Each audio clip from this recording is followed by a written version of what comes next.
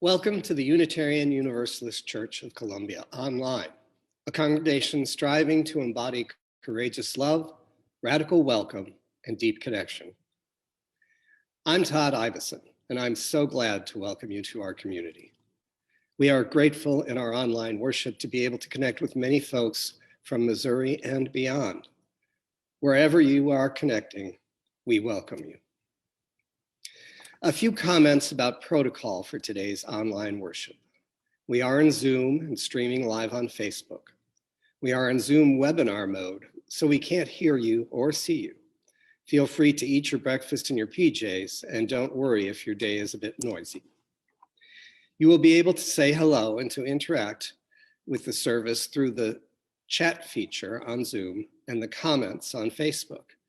If you're with us on Zoom, make sure you select panelists and attendees so everyone can see your comment. This will be particularly useful if you wish to share a joy or sorrow when we reach that portion of our service. A few notes about accessibility. We are using Zoom's native auto captioning service, which means you will see automatically generated subtitles at the bottom of your screen. If you prefer, you can hide or alter the subtitles by clicking the closed caption button on your screen. We know that auto captioning is never entirely accurate, but we hope it is close enough to be helpful. We will also be providing spoken descriptions of the videos and images we use, and we'd like to invite you to please contact us if you have any other accessibility or inclusion needs that we can strive to meet in our online worship. If this is your first time worshiping with us, we'd like to invite you to fill out a digital visitor's card at the link provided in the chat. Let us know a little about you. Our minister, the Reverend Molly Hausch-Gordon, is away on sabbatical until August 2, and we are honored during this time to be served by the Reverend C.W. Dawson as sabbatical minister, and he is preaching to us this morning. I'd like to thank the folks that make our online worship possible. Thank you today to our online usher, Holly Daly. And as always, we are grateful to our amazing staff, April Roderigo, running slides, Aaron Dyka-Holly, preparing the digital liturgy, religious educator, Jamila Batchelder, music director, Jeremy Wagner, and pianist, Hans Bridger Hareth. Our prelude this morning is the song, I Think I'll Call It Morning, by Gil Scott-Heron. The slide shows a photograph of Gil Scott-Heron holding a microphone. In the image taken by Michael Altemark, he wears a gray flat cap and a brown shirt unbuttoned to reveal a black t-shirt beneath. His hair and short beard are white, his skin is caramel, and his eyes nearly closed. Please take a deep breath. Find a comfortable position for your body and sink into this time of inspiration and this space of renewal as we listen to the music.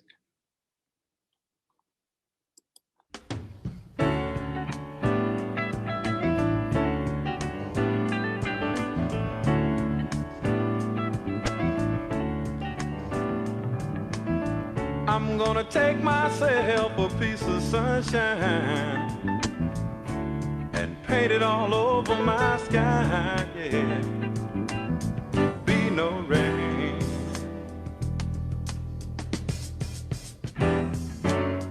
Be no rain.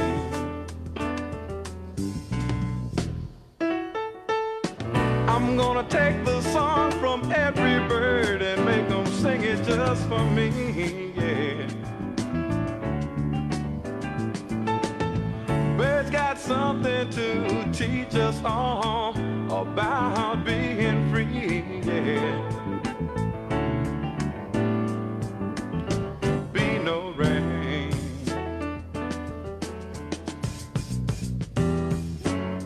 Be no rain.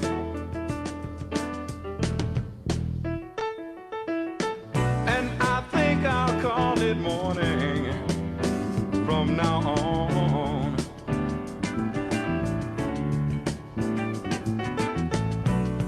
Why should I survive on sadness and tell myself I've got to be alone?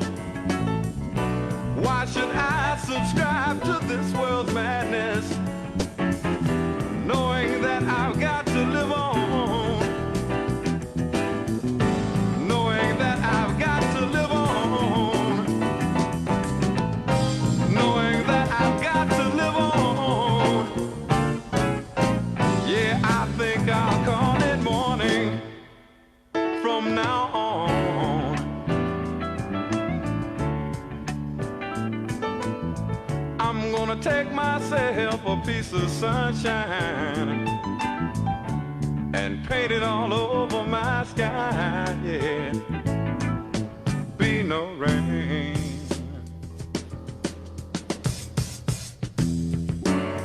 Be no rain.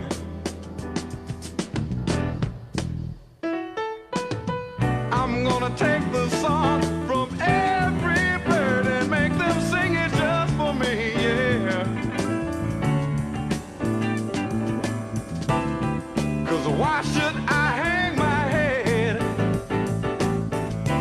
Why should I let tears fall from my eyes when I've seen everything there is to see? And I know that there ain't no sense in crying. I know there ain't no sense in crying. Yeah, I think I'll call it morning from now on, yeah. I'll call it morning from now on, yeah. 'Cause there ain't gonna be no rain, be no rain, be no rain, be no rain from now on, yeah.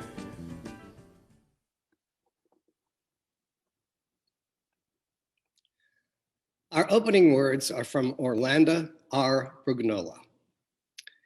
Here, find a house of welcoming. Here, find vision and hope. Here, be received as you truly are, unique and beautiful. Your journey acknowledged, your love honored. Let us rejoice together. Please sing with us from wherever you are, our gathering hymn, Once to Every Soul and Nation. The lyrics are by the 19th century Unitarian and abolitionist poet, James Russell Lowell. They call our souls and our nation to turn away from the evil of slavery. Today, may these words continue to call us and our nation to create an equitable and just society for everyone. The video is from the First Unitarian Church of Baltimore and shows the faces of 11 singers and the flaming chalice in 12 boxes. The words appear at the bottom of the screen and in the chat.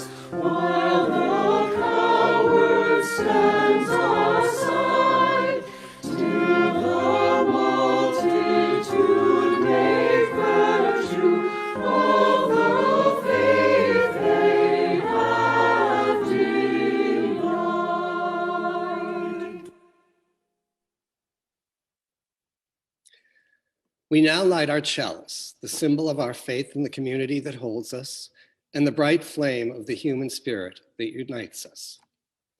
As we share an image of our church chalice on the screen, you may wish to light a candle at home or look in the chat for a digital chalice. Please join me in lifting your voices in homes across our city, country, and world to share our weekly words of affirmation shown on the slide and shared in the chat. Love is the spirit of this church, and service is its law. This is our great covenant, to dwell together in peace, to seek the truth in love, and to help one another.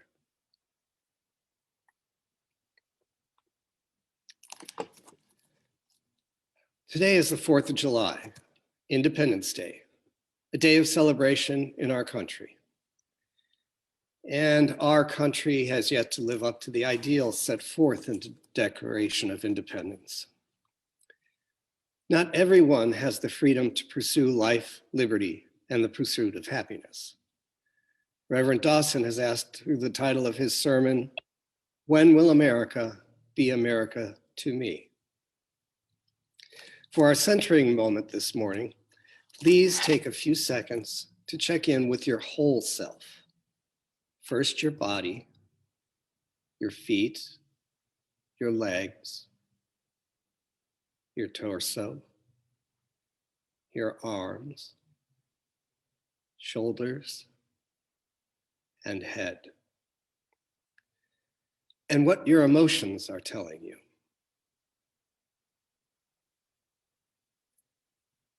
And that which rests in your soul. Notice your breath. Take a deep breath in and slowly let it out. However you are in this moment, you are whole, you are sacred. Having connected to yourself, knowing that you are whole, that you are safe, I ask that you hear the words of this reflection, Everybody Else by Jabari Saeed Jones. Receive their words as a gift of their experience. On a spring day in Farmington, Maine, as I was walking downtown, I made my way through a line of cars that were waiting for the light. In front of me was a large Confederate flag flying from the back of a white pickup. I crossed the street, not looking at who was driving the truck, and went into the store. As I went about my business, I felt stunned. My mind stirred with thoughts and feelings, memories and speculations.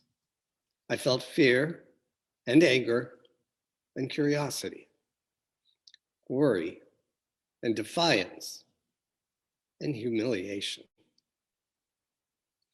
As I stood at the register, I chatted with the older white woman behind the counter. "Hi, how are you today?"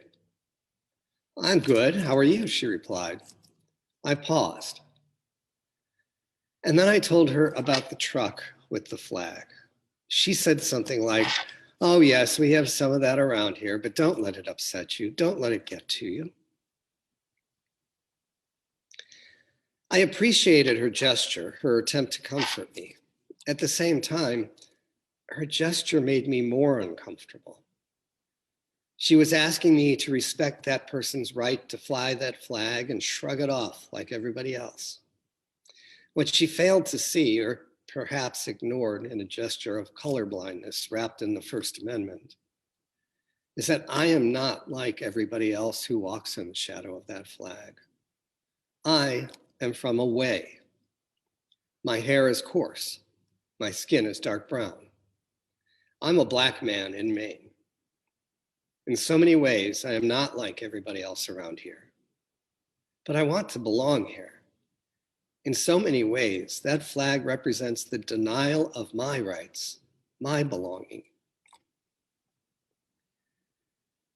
It is impossible for me to blend in, to hide my Black body, to not let it get to me. I don't have the privilege of hiding from history because I am conscious. I know what it is. I know its name. It rides in the back of a pickup truck. It proudly stalks around town like an alpha predator. It clings to me like a nightmare while it seems like everyone else is walking through a dream. I point at that thing and say, "Look," and the crowd replies, "Yes, but..." When I hear yes, I feel heard. When I hear but, I become invisible. My life doesn't matter. It's this but, this disbelief in the truth of Black bodies, this tolerance for something that is ugly and intolerant, that is the terror that everybody else allows to walk in their midst. A casual terror that I cannot escape any more than I can escape my own body, my own consciousness. A terror that makes all lives matter less.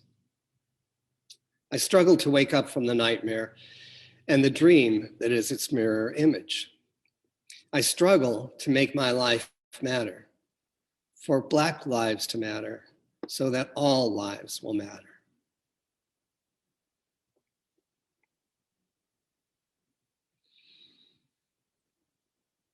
And now, as we share an image of lit candles and our joys and sorrow stones on the screen, I'd like to invite you to bring your loving attention and compassionate presence to our community as we share the joys, sorrows, and prayers of our community.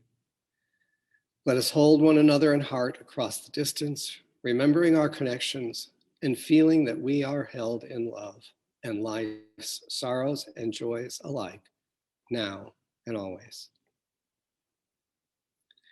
I will begin by sharing the joys and sorrows submitted at our website, and then I will invite those gathered to share your joys and sorrows in the chat.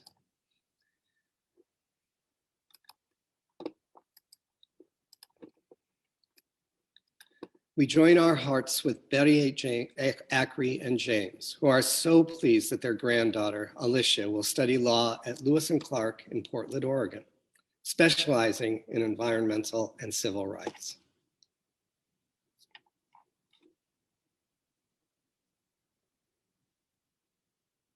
We make space for sorrow upon learning of the death of Fred Springsteel, a former member of our church. Pam Springsteel will let us know that he died from heart failure in Poulsbo, Washington on July 1st.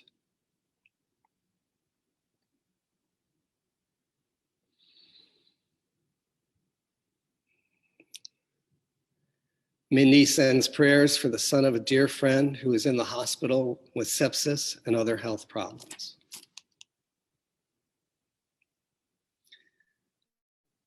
Pac and Rebecca ask for prayers for Pac's brother recovering from emergency surgery on his colon.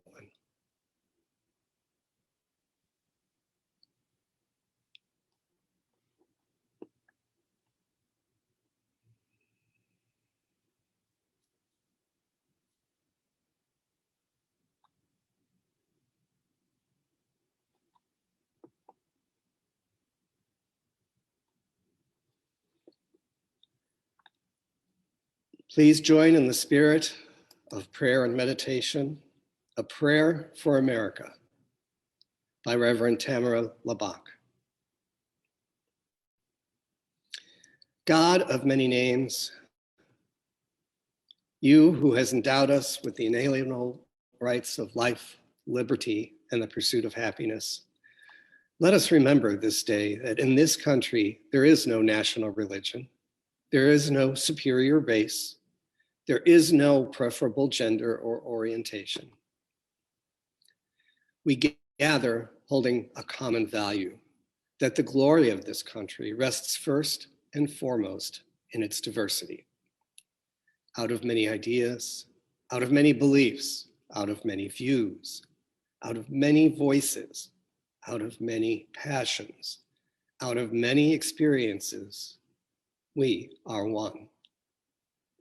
Help us, O God, to never forget that we need not be alike to live and love alike. We ask for forgiveness this day.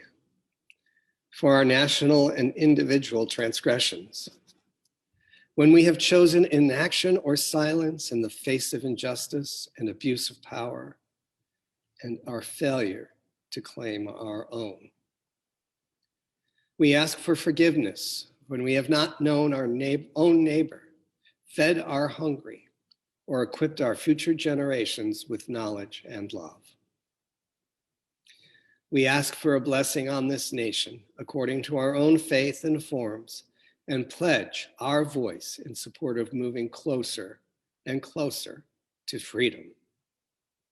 In the names of those who have come before and those who are yet to be, in the names of all the helpers of humankind, amen.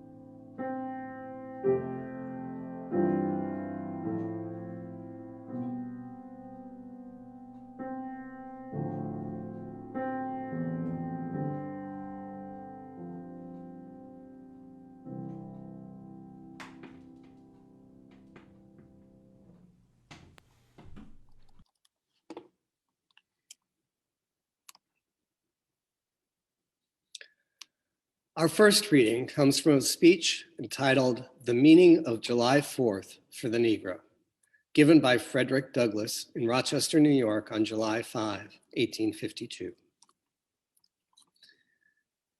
I say it with a sad sense of the disparity between us. I am not included within the pale of this glorious anniversary.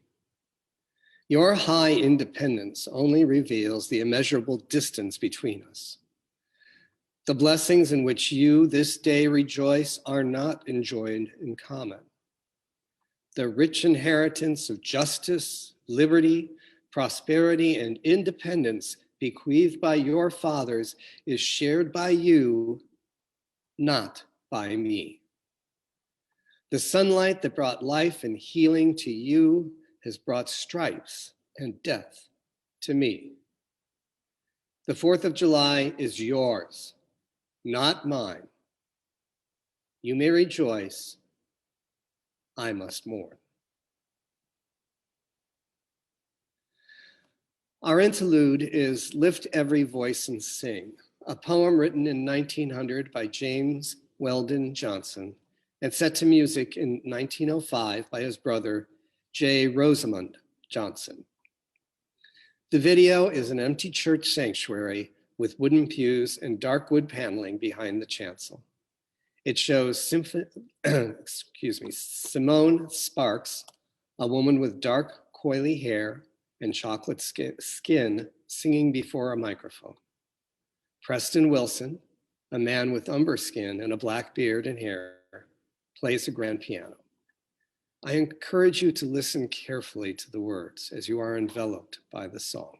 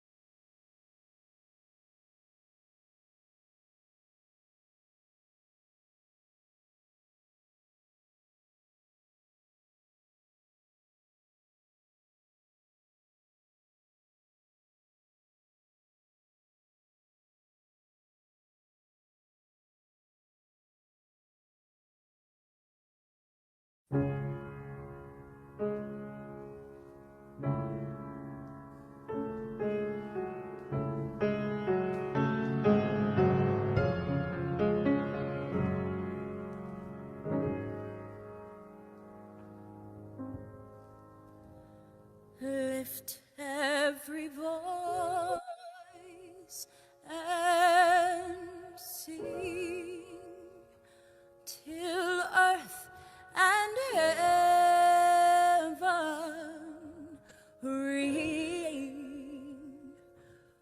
ring with the harmonies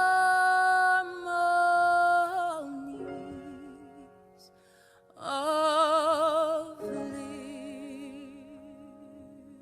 liberty. Let our rejoicing rise high as the listening skies. Let it resound loud as the rolling sea. Sing a song full of the faith that the dark past has taught us. Sing a song full of the hope that the present has brought.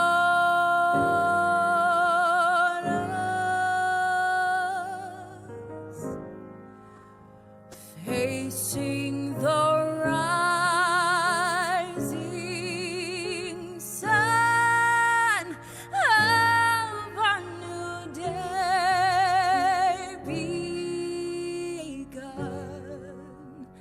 Let us march on till victory is won.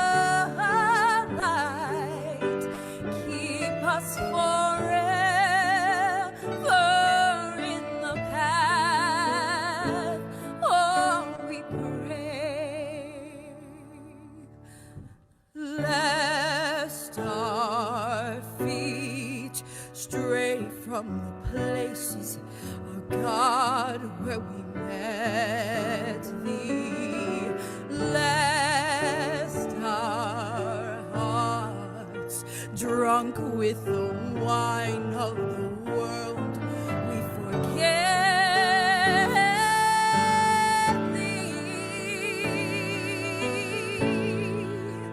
shadowed beneath thy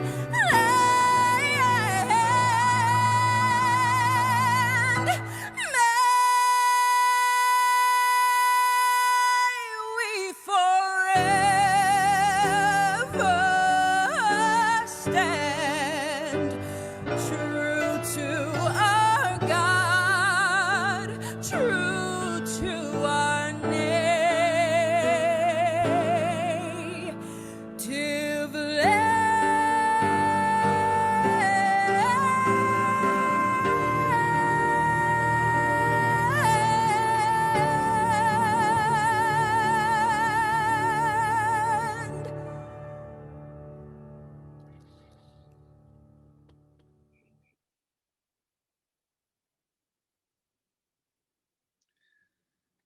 Our second reading is the last two stanzas of Godspeed, the Year of Jubilee by William Lloyd Garrison.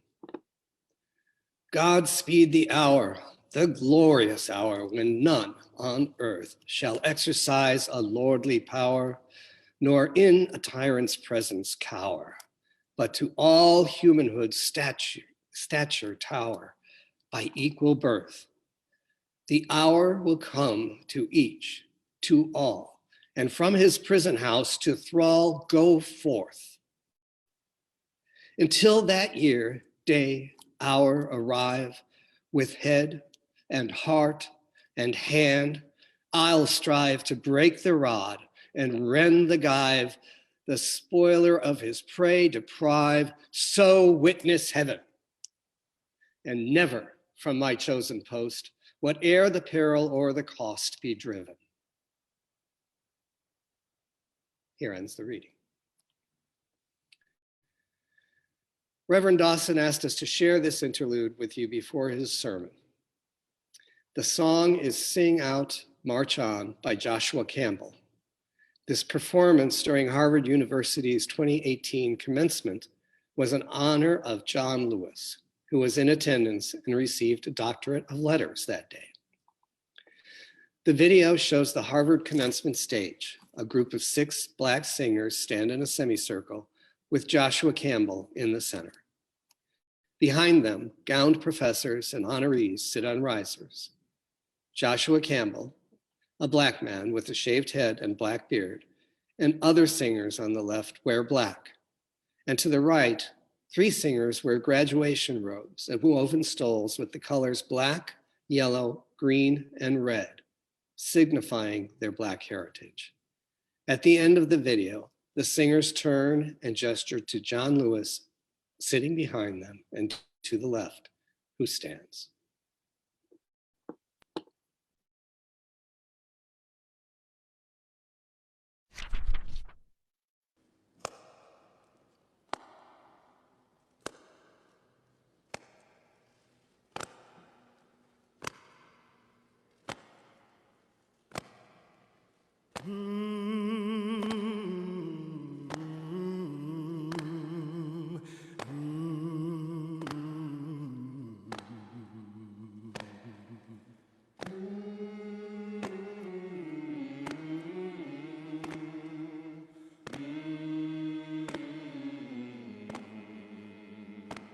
Well, I marched through the storm, and I marched through the rain, and I marched through some sickness and some heartache and pain. And I laid on the ground, and I looked up at the sky, and I prayed to the Lord up above and asked why. But oh no, I'm not tired, I'm not through marching yet, and I'm a-marching till I die. Oh children, this you can bet. So we say, I'm gonna sing out, and I'm gonna march on. And everybody said, I'm gonna sing out, gonna march on, I'm gonna march on, gonna put one foot in front of the other foot, yes I am. I'm gonna sing out, gonna march on, I'm gonna march on. I got to keep on keeping on, yes I have. Gonna march on, I'm gonna march on.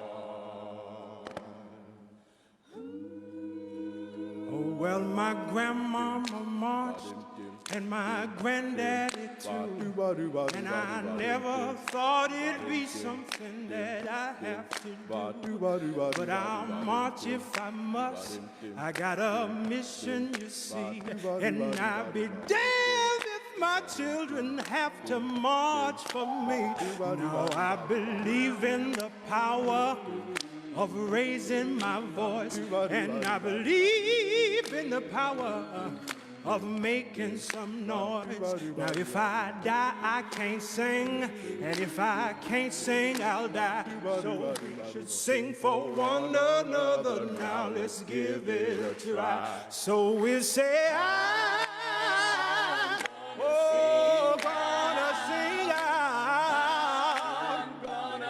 Oh, I got to keep on, keep on, keep on marching on. Yeah.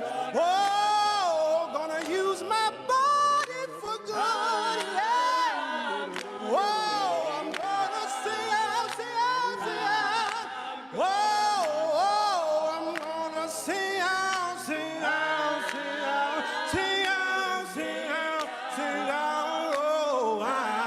Oh, sing it one more time. I say I'm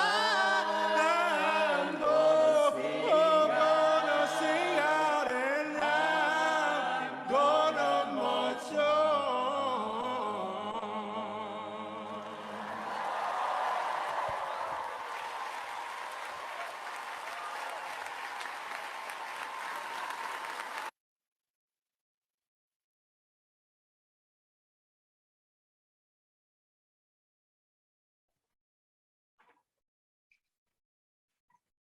Today is Independence Day.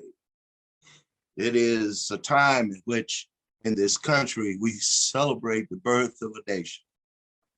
Now for over 240 years, this nation has come to a point where I think we need to reflect on what do we celebrate. Let me begin from the beginning. When I was a kid, 4th of July was a magical time. It was a time in which my parents, who didn't make a whole lot of money, had bought fireworks little at a time in order on that day, 4th of July, that evening, we would be able to celebrate. And my mother, strict as she would say, now, look, don't you go in that closet, don't you look in those bags, black plastic bags. Kid, it felt like Christmas in some ways, the anticipation that night we would be able to have our sparklers and our fountains, and it was a communal kind of activity. It wasn't just my family, it was the neighborhood kids and their families would get together. Before it got dark, the guys would get together and older men would sit at tables in lawn chairs and play dominoes, and the women would gather together, and always there was food and drink. It was community. It was a time to celebrate. But as I got older and reflected on the joy I felt when all of us would get together to light little firecrackers and our fireworks, I realized that we could only gather together in the colored section of town. That our celebration wasn't about waving flags, because the older ones, they understood that freedom wasn't for everybody. Isn't it amazing how a people who were oppressed, who were under English domination and rule, that at the same time, while they would fight for their freedom, they kept other folks enslaved. They held slaves. They did all sort of evil against the very people around them while fighting against the British. Someone asked me, what was I going to preach about today? And I'm gonna tell you all that I've had to think about, write this sermon over 5 times. What is it we celebrate on the Independence Day? Jim Wallace wrote a book that everybody's read or is in the process of reading, America's Original Sin. It talks about how slavery was America's original sin. Maybe not. Maybe America's original sin is how we treated indigenous people, how the European Americans treated indigenous folk. the same people who fed them, who took care of them, who taught them how to survive that northeastern winter, and then turn around and raped and killed and stole from them. What do we celebrate today? I want to lift up a few things and then I'm going to get out of your way. First one I want to suggest is that maybe we should celebrate the ideals of this country. Freedom is a good thing. Oh, listen, my foreparents used to sing, and before I'd be a slave, I'd be buried in my grave and go home to my Lord and be free. Freedom is a good thing. I just want to know, when will America allow me to be free? Unity is a good thing, that it is better to be united than to be separated. But can anybody in this country on this day say we are one people? Justice is a wonderful thing, but justice is only for the rich and the powerful and the privileged, when the rest of us are left with just us. But the ideals are bigger than the phenomena we live in now. That the ideals are correct, and we ought to affirm those, we ought to support those, and we ought to strive to be better than we are. From the old black church, people used to say, I may not be what I ought to be, but I'm thankful that I'm not what I used to be. America, we have to learn how to say, we aren't what we used to be, but we've got to be better than we are right now. The ideals have to be bigger than us. So I celebrate those. I celebrate those. I celebrate those. I think we ought to celebrate those who come before us, who gave body and mind and soul and everything they had in order to move us forward. And look, they were black, they were white, they were Latino, they were gay, they were straight, they were male, they were female.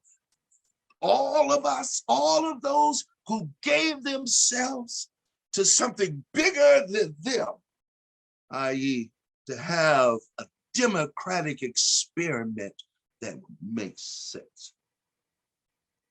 I think about them. I think about UU pastors who died in places like Birmingham. I think about how my father was a decorated military man and left here proud. He came back and he couldn't even eat in a restaurant where he had given his life for.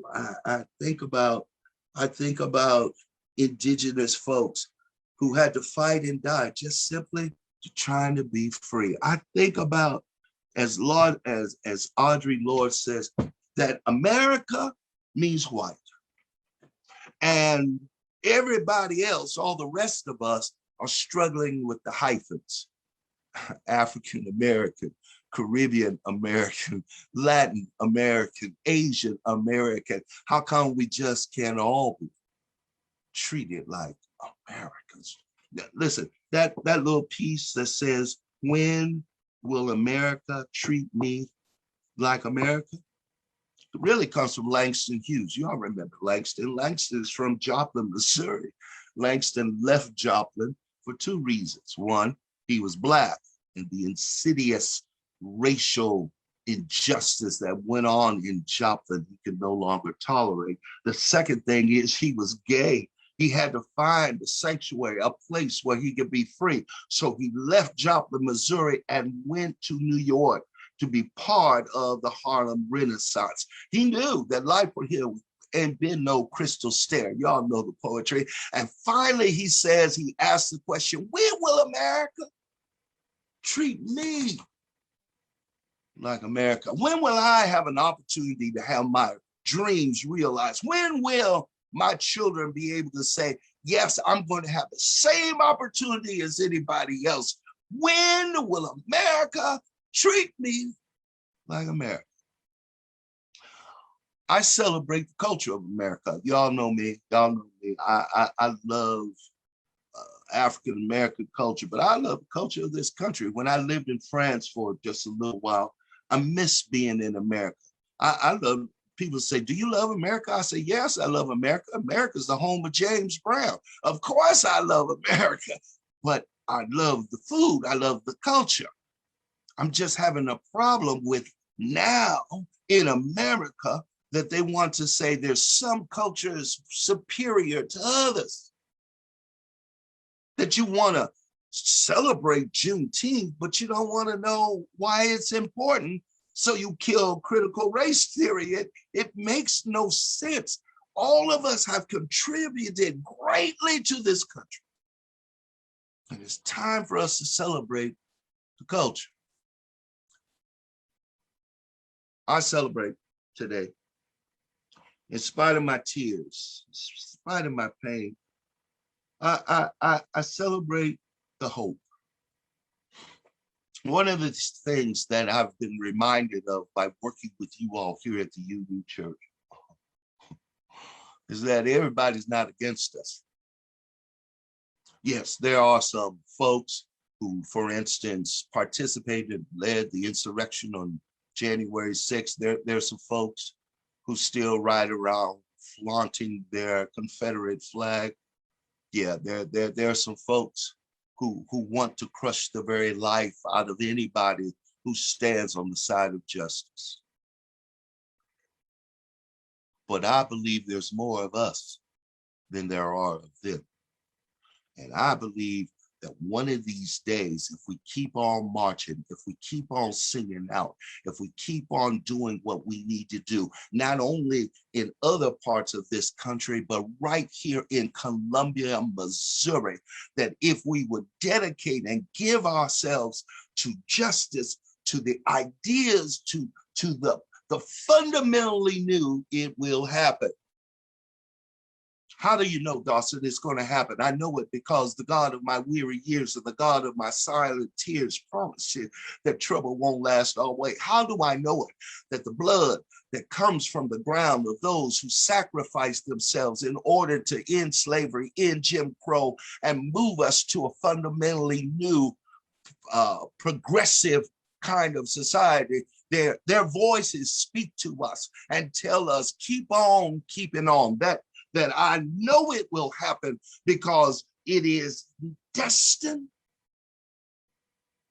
One of these days, we'll finally be free. All of us, one of these days, we'll finally get it. We'll finally figure it out that if one of us is enslaved, all of us are enslaved. We'll finally figure it out. That it's not about our color, it's about our character. We will finally figure it out. And when we do, and when we finally reach that point, we'll be like Gil Scott-Heron. I think I'll call it morning from now on because it's a brand new day, because it's a new beginning. I think I'll call it morning, that there'll be no rain, there'll be no storms that interfere or hold us back, that we will finally be the America we ought to be. And so, beloved, keep on working, keep on striving till finally America treats me like America.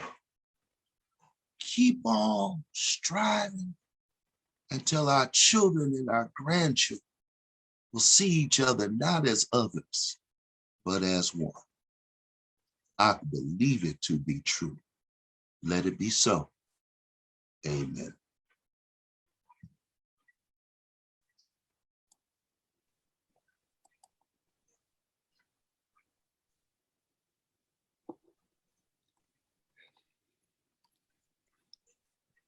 Our anthem is the official music video for the song One Day by Matisyahu. Matisyahu is a Jewish American reggae singer and has long dark hair and a long dark beard. The video shows black and white scenes of New York City, the skyline, the subway, and the streets. People are putting up or holding up posters, and all of the posters are in color, showing Matayasu singing. One day.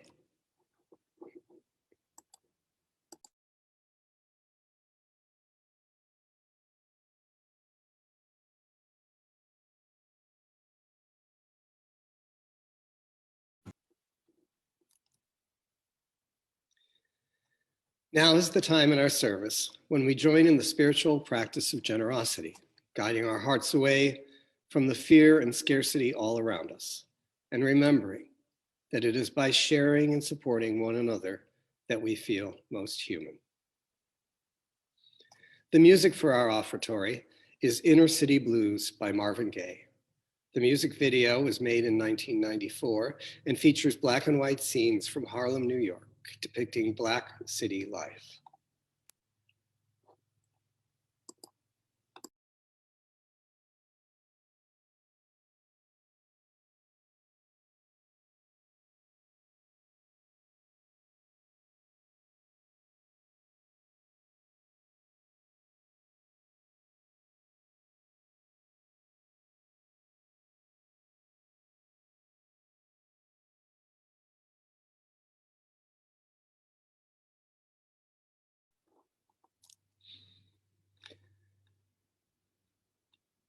We close with familiar words written by the Reverend Wayne Arneson. Take courage, friends. The way is often hard and the path is never clear, and the stakes are very high. Take courage, for deep down, there is another truth. You are not alone. Go in blessing and be a blessing to a world that needs our care. Now please join in singing our benediction. The words are on your screen and in the chat.